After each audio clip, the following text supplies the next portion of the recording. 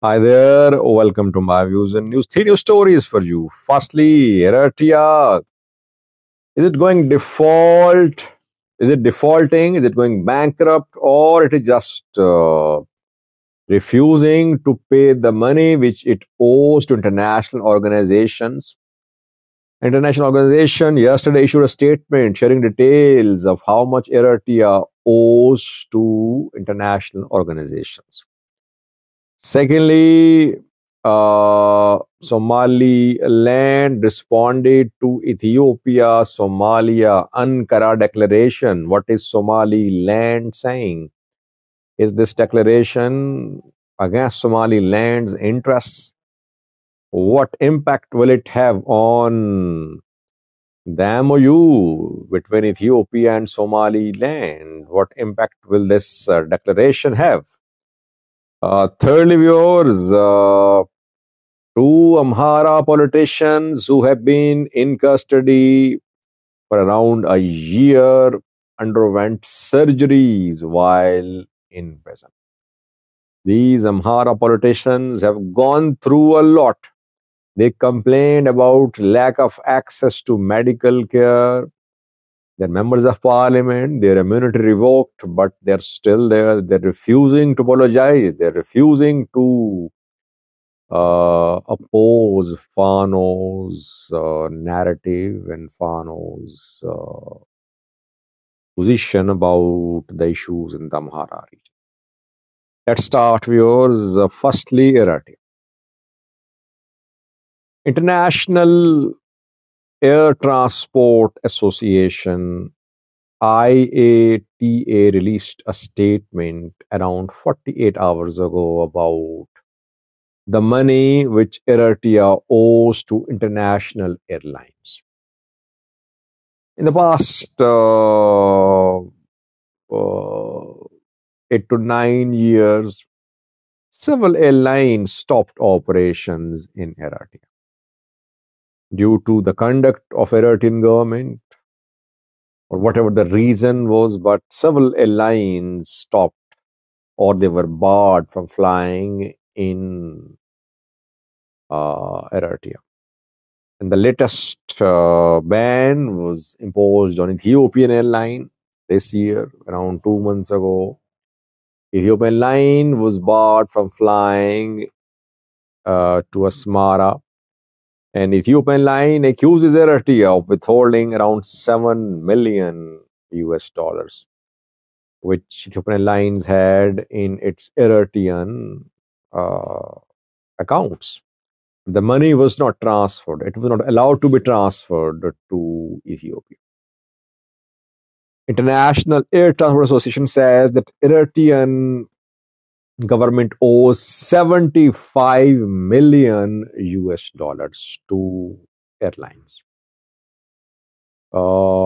Money came in the form of ticket sales or through other forms of revenue generation. Eritrean government is not releasing this money to the airlines. And this dispute has been ongoing for around 8 to 9 years.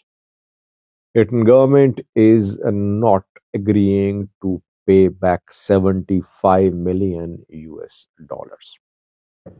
Now, why is that international lines don't take the Eritrean government to international court? Problem is that it's difficult to implement decisions. Even if a court gives a ruling against Eritrea, how will the decision be implemented? Eritrean government has no bank accounts in Europe, in America. It's not part of international banking system called SWIFT. So it's difficult to recover money from Eritrean government. That is why if an airline is barred, if it is banned from flying in Eritrea, perhaps it's difficult for them to recover their money. And that is why Eritrean diaspora members, pro-Eritrean government, they are not willing to invest in Eritrea. Why? Because if the investment is seized by Eritrean government, they'll have nowhere to go. They'll have no remedy. And that is why investment in Eritrea is very limited. Only Chinese and some other countries are investing. But overall, the atmosphere for investment is not transparent. Let's see, will these airlines be able to recover 75 million from Eritrean government? I think Eritrean government rather will demand millions of dollars from these airlines instead of paying $75 million. Because if you remember, when Ethiopian Airlines demanded the payment of $7 million, Eritrea claimed that Ethiopian Airlines owed to Eritrea. And for years, the money has not been paid by Ethiopian Airlines, and the money Ethiopian Airlines owes was in the form of luggage lost, luggage damaged. Ethiopian Airlines denies, but how will the issue be solved? Issue can be solved through talks between two governments. Governments are not on good terms. Secondly, our Somaliland yesterday responded to Ethiopia Somalia Ankara declaration. Basically, the declaration was signed to stop the implementation of Ethiopia Somaliland MOU.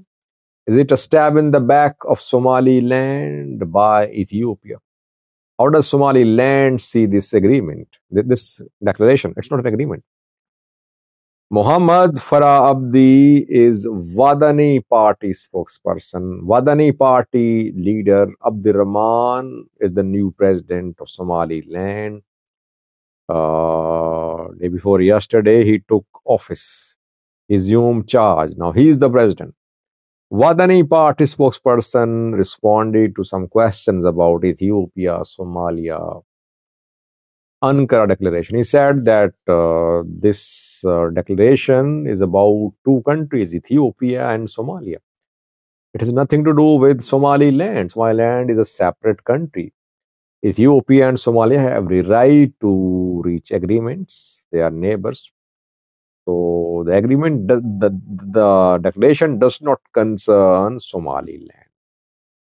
Then he was asked a question about MOU. Will Wadani implement MOU with Ethiopia? He said that the MOU was signed by Kulmiye party, the previous Somaliland government, and this new government, then the party, Wadani party, will review the MOU. If it is in the interest of Somaliland, it will be implemented.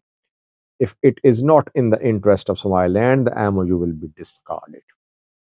So this is what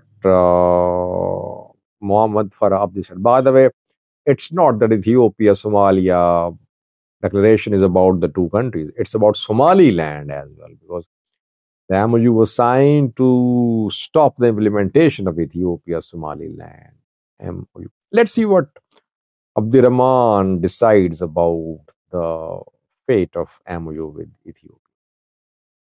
Lastly, those two Amhara politicians have undergone surgeries in detention. They were arrested around a year ago. They were accused of supporting Fano. One is Johannes Buyalio, Amhara Regional Council member. Second one is Christian Tadale, a House of Representative member critical of Ethiopian government, Ethiopian PM Abiy. Both were accused of supporting Fano. In custody for more than a year. They have been complaining about lack of access to medical care. It is being reported that both the politicians underwent some surgeries, though they requested again and again for this medical assistance, and it took them 3 months to get approval from the authorities to be operated at a hospital in custody. They're recovering, both of them, but they're still in custody. No signs of their release so far. These two politicians are refusing to apologize to the government. They're refusing to stand with the government and oppose Fano's narrative. I think Johannes, I think the Christian is from Gojam, if I'm not wrong. Gojam is the stronghold of Fano. If these two politicians openly distance themselves from Fano, it would be an end to their political career. So they are standing with Fano's narrative. That is why they're still in custody, their immunity revoked. Thank you for watching.